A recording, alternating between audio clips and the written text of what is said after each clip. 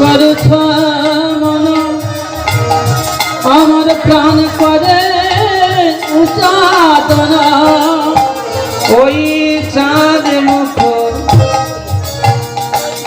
বলছে আচ্ছা আচ্ছা বুঝতে পেরেছি, তোর তো সবসময় নয়নের জল ঝরছে, কি করলে তোর নয়নের জলটা বন্ধ হবে বুঝতে পেরেছি। ওই চাঁদ মুখ দেখে জুড়ায় কোন পথে গেল সামরায় কোন পথে গেল সামরায় সজানি কোন পথে গেল সামরায় সজানি কোন পথে গেল সামরায়। আচ্ছা, রাধারানী বলছে ললিতা বিশাখার কাছে, এই যে ললিতা বিশাখা রঙ্গদেবী সুদেবী সুচিত্রা, তার কাছে বলছে আমার গোবিন্দ কোন পথে গেল। এ তো গেল এই জগতের কথা। ভগবানের কাছে যাবেন তার জন্য কটা পথ মায়েরা? ভগবানের কাছে যেতে গেলে পথ আছে, কটা পথ? 8টা পথ নাকি বলেন? এই যে একটা করছেন আপনারা শুনছেন, এটা একটা কিন্তু পথ। আমরা যেটা করছি শ্রবণম কীর্তনম শরণম বন্দনম অর্চনম সক্ষম দাস্যম পাদ সেবনম আত্মনিবেদন। ভগবানের চরণে আমরা সবকিছু দিতে পারবো না। তাহলে সোজা পথ হচ্ছে কি? বলছে নাচতে হবে না, গাইতে হবে না, কিচ্ছু করতে হবে, শুনে যাও। হ্যাঁ, শুধু শুনলেই হয়ে যাবে। ভগবান বলছে 9টি পথ আছে, আর 9টি পথের মধ্যে প্রধান পথ হচ্ছে শ্রবণম, সব থেকে সোজা পথ। বলছে রাধে, ও রাধে কাঁদিস না, দেখি কি একটা ব্যবস্থা করা যায় কি। এ ললিতা, ব্যবস্থা করতে পারবি? আমার গোবিন্দের কাছে নিয়ে যেতে পারবি? নিশ্চয়। তাহলে সব সখী মিলে একত্রিত হয়ে যুক্তি করলো, রাধে ও রাধে তোকে আমরা নিয়ে যেতে পারবো, তবে আমাদের কথা শুনতে হবে। নিশ্চয়ই শুনবো। কি করতে হবে বল? হ্যাঁ, বললো তোকে যোগমায়াকে ডাকতে হবে, এই যে বসে আছে। কোথা গো মা যোগমায়া, কোথা গো মা তুমি, বড় বিপদে পড়েছি আমি, এসো মাগত। কোথা যোগমায়া যখনই বলেছে কৈলাসের আসন টলমল করে উঠল। মা যোগমায়ার কাজ কি? যিনি যোগাযোগ করিয়ে দেন। হ্যাঁ, আগেকার দিনে তো ফোনের ব্যবস্থা ছিল না, চিঠিপত্রের ব্যবস্থা ছিল। হ্যাঁ, তো তখন ভগবান প্রেম করবেন তার জন্য যোগাযোগ করার ব্যবস্থাই যোগমায়া। হ্যাঁ, দুর্গা দেবী এসে উপস্থিত, বলছে রাধে সকালবেলা ডাকলে কেন এমন করে? ওমা, দুর্গা দেবী তো আর 10টা হাত নিয়ে আসেননি, পার্বতী দেবী এসেছেন, একেবারে একটা বুড়িমার বেশ ধারণ করেছে। বুড়িমা, বিধবা বুড়ি, হস্তে একটা লাঠি নিয়েছেন আর জবটে উপস্থিত। বলছো মা তুমি এসেছো? ওমা তুমি বসো দেখি। ওমা বসার আসন দিয়েছে, আস্তে আস্তে মায়েরা সুন্দর বসার আসন দিয়েছে। এইবার বলছে আচ্ছা রাধে, তোর মনে এত দুঃখ কেন, আর তোর নয়নে এত জল কেন? কি হয়েছে রাধে? রাধে আমার কাছে আয় দেখি। ও সকাল থেকে কাঁদছিস নিশ্চয়। রাধে কাঁদিস না, আমি এসে গিয়েছি, বস। হ্যাঁ, এবারে রাধারানী বসেছে, একটা সুন্দর বসার জায়গা বাসন করে দিয়েছে। হ্যাঁ, দুজনে কাঁদ, দুজনে বলছো বুড়িমা হ্যাঁ তুমি আমার দুঃখের কথা শুনতে এসেছো? ভক্তমণ্ডলী মায়েরা দেখবেন, যারা চতুর মানুষ হয়, খুব চতুর, তারা কাঁদে বটে, দেখবেন কেঁদে কেঁদে কাজটা ঠিক করতে হবে। রাধারানী কাঁদছেন, নয়ন থেকে জল ঝরছে। হ্যাঁ, আর এদিকে দুর্গা দেবী এসেছে। মনে মনে রাধারানী বলছেন তুমি হতে পারো শিবের বউ পার্বতী, তুমি রাজমঞ্চে দাঁড়িয়ে হয়েছিলে, সেটাও আমি জানি। মনে মনে বলছি, কিন্তু আমি চতুরের শিরোমণিকে সেবা করি। কথায় আছে না, যে জন কৃষ্ণ ভজে ও মায়েরা সে বড় চোখ। তাহলে রাধারানী হচ্ছে বৃন্দাবনে যত ভক্ত ছিল সবার থেকে শ্রেষ্ঠ ভক্ত হচ্ছে রাধারানী। আর চতুরের শিরোমণিকে পূজা করেন মানে একটু তো বুদ্ধিমান বেশি হবে, বুদ্ধিমতী কি মা, তাই তো? তো এসেছে বলার জন্য দুঃখের কথা, বলবেন বটে, কিন্তু পথটা কেমন ভাবে তৈরি করছে দেখুন। কাঁদছেন বটে, বলছে মা, ও মা, তোমার কাছে যে দুঃখের কথা বলবো আমার বলতে ভীষণ ভয় করে। কেন মা? শোনয় গো বুড়িমাই, আমি কহিতে ডরাই, ডরাই মানে ভয়, যে মোর মনের দুঃখ।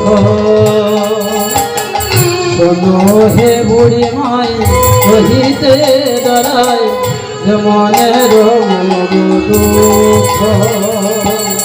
কথা কাটে না কহবি, ওহে বুড়ি মা,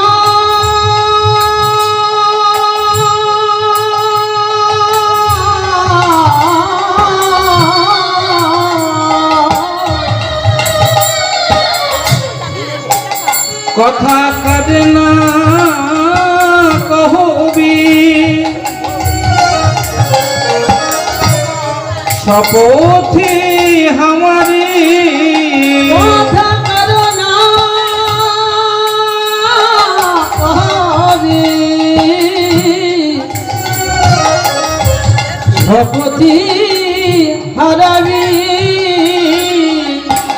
ওই না দেখো বিষচাঁদ মুখ, দেখো বিষচাঁদ মুখ, ওহিনা দেখো বেশ চাঁদ মুখ, দেখো বেশ চাঁদ মুখ। কড়াই বুড়ি বললেন, শোন শোন, ওরা যে তোর বলতে ভয় করছে, তাহলে বলিস না। না গো মা, আমার বলতে ভীষণ ভয় করছে। একে আমার শাশুড়ির জ্বালা, দুই আমার স্বামীর জ্বালা, তিনে আমার ননদিনীর জ্বালা। আর তোমার কাছে যে দুঃখের কথা বলবো, এই জ্বালা যদি, এই কথা যদি তুমি শাশুড়ির কাছে বলো, জ্বালা বেড়ে আরো দুগুণ হবে। কি মায়েরা দুঃখের কথা, ও মায়েরা, ও শোনেন না, যখন দুঃখের কথা অন্যের কাছে বলেন, বলে বলেন কি, বোনরে যেন আমার বৌমার কাছে বলিস, বলেন না? খবরদার নয়। রাধারানীর অবস্থাটা দেখুন, বলছে বুড়িমা, তোমার কাছে যে দুঃখের কথা বলবো, তুমি যে বলে দেবে না তার গ্যারান্টিটা কি? একই আমার জ্বালার ঘর, স্বামী জ্বালা, শ্বশুরের জ্বালা, ননদিনীর জ্বালা, আর তোমার কাছে দুঃখের কথাটা বলি আর তুমি বলে দাও, তাহলে আমার জ্বালা বাড়বে।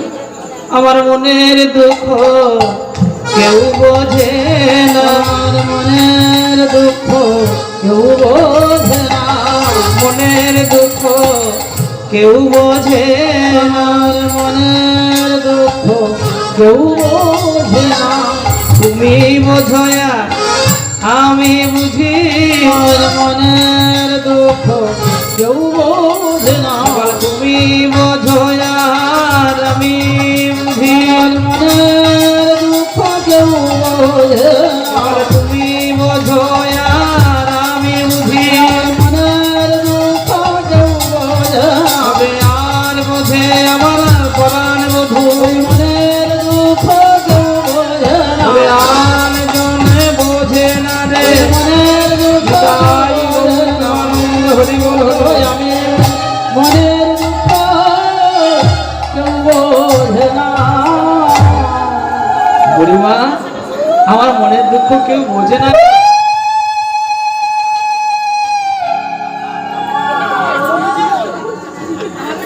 হরি বল হরি বল। শেষে কম্পিটিশনটা হবে, শেষে কম্পিটিশনটা হবে, কে কত জোরে বলবে।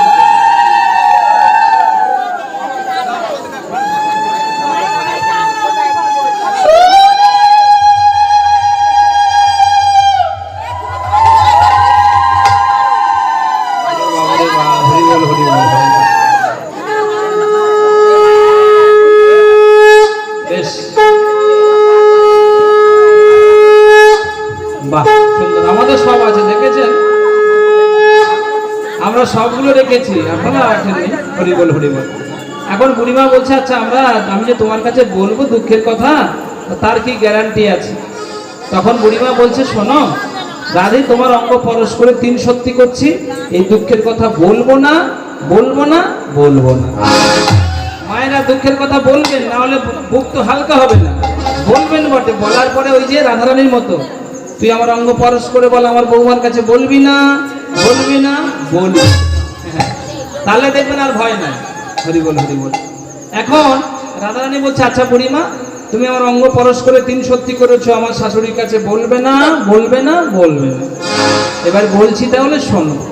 বাঘিনী মাঝারে বসতি আমার, বাঘিনী মাঝারে বসতি আমার, বাঘিনী মাঝারে বসতি আমার, বাঘিনী মাঝারে বসতি আমার, না ছাড়ি দীঘল শ্বাস, না ছাড়ি দীঘল শ্বাস, না ছাড়ি দীঘল শ্বাস, না ছাড়ি দীঘল শ্বাস। কি কব বিশেষ, কি কব বিশেষ, আঙিনা বিদেশ না করি নীলিমবাস।